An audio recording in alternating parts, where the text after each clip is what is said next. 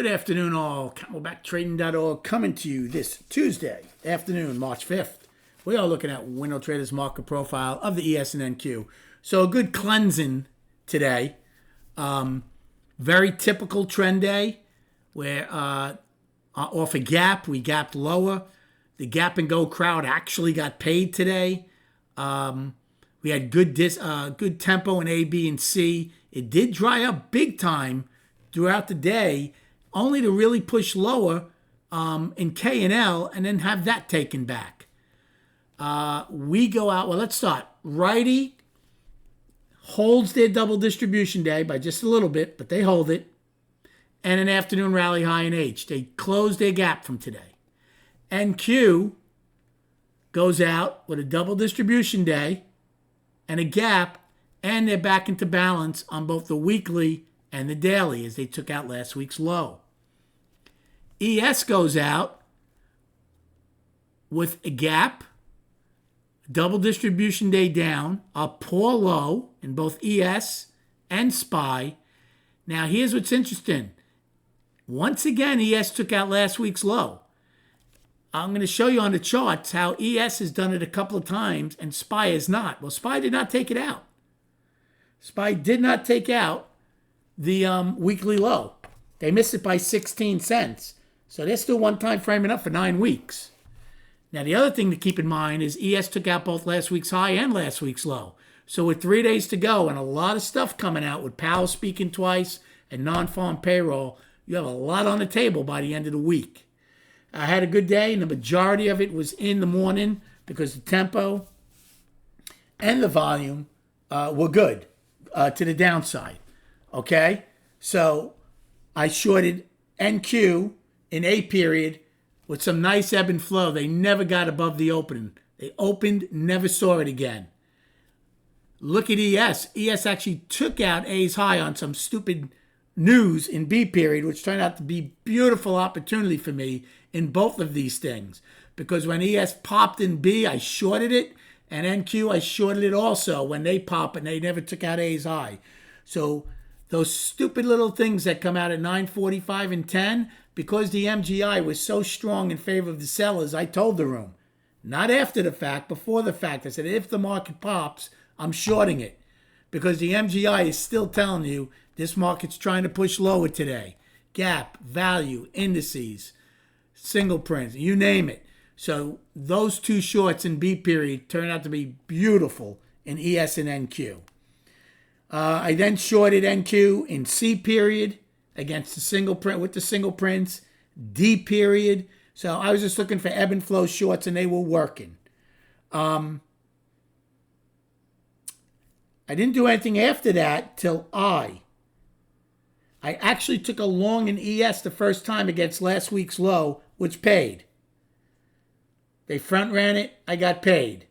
They finally got it, but I got paid the first time. And then in L, I took shorts in both ES and in NQ. In NQ, it was when they filled their single prints. A lot of times they fill them and roll over. They did. And in ES, I took the short to go get last week's low. And that they did. So, turned out to be a good day. Overall, we kept the room out of trouble, told the room, look, I always tell people, don't try to pick tops or bottoms. So when the market's going down like this, wait for two-sided trade. Two-sided trade for me is when we get at least 3 wide. Well, we did get 3 wide. Then if you want to take a long, say in D period, you could use C's low as your out. Same in E. You could use C's low as your out. So those are the things that really keeps people out of trouble. As far as our destinations go, to the upside, we have single prints, only one set now, so it's only a double distribution day, 508.42 to 509.32. So they're decent, they're 90 cents. Then we have today's high at 510.70, filling the gap at 512, so it's $1.30 worth of a gap. On the downside, we have today's low, which is poor, at 504.91. In ES, we have today's high at 21.50, and then filling the gap up at 35.25. For the downside, we have single prints. They start at 99.50. I'm sorry. These are upside. So we have the day's high I gave you.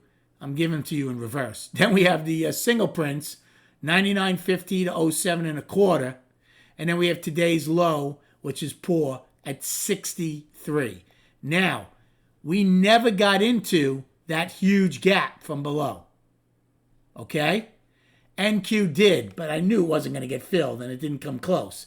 We got down to about 832 or whatever. I can't even see it. Get filled at 542. It's still 300 points of that gap.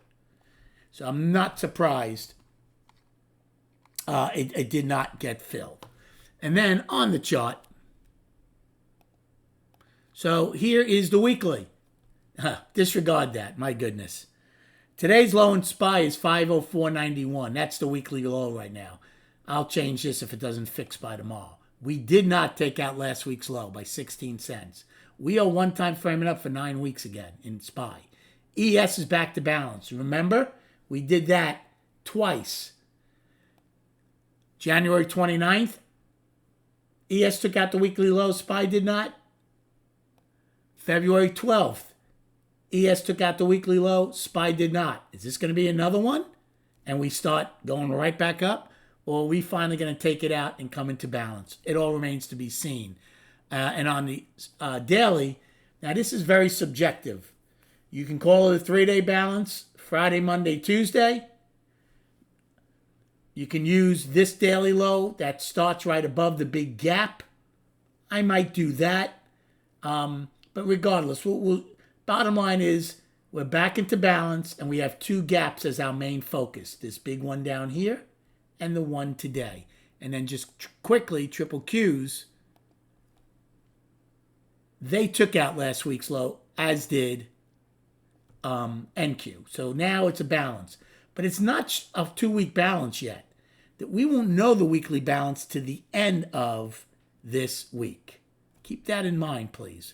And on the daily, their balance, I would use today's low firmly as my balance low because it did get into the gap. And Friday's high is the top of it. Hope you had a good day trading. Thank you for liking and subscribing to this channel. Enjoy your evening, and we'll speak prior to the opening tomorrow.